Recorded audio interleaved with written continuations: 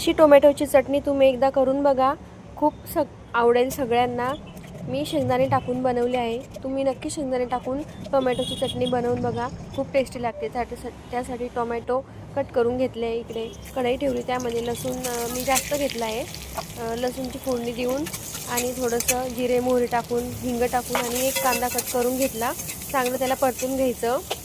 आणि मसाल्यामध्ये लाल तिखट, हळद, गरम मसाला आणि थोडासा कांदा लसूण मसाला घेतला, तो सगळा परतून घ्यायचा आणि आपले टोमॅटो टाकून घ्यायचे, कट केलेले टोमॅटो, आणि मीठ टाकून घ्यायचं, चवीप्रमाणे मीठ टाकून घ्यायचं। नंतर शेंगदाणे गरम करून त्याचा कूट करून मी आधीच ठेवलेला, मग तुम्ही टाकून घ्यायचा आणि 10 मिनिटं चांगली भाजी शिजू द्यायची, थोडंसं पाणी टाकून, आणि गूळ टाकायचा। गूळ टाकल्याने टोमॅटोची चव बॅलन्स होते आणि टेस्ट बॅलन्स होते। हे बघा, अशा प्रकारे आपली टोमॅटोची चटणी शेंगदाणे टाकून तयार आहे। तरी तुम्ही ही रेसिपी नक्की ट्राय करा, आवडतं लाईक करा आणि सबस्क्राईब करा।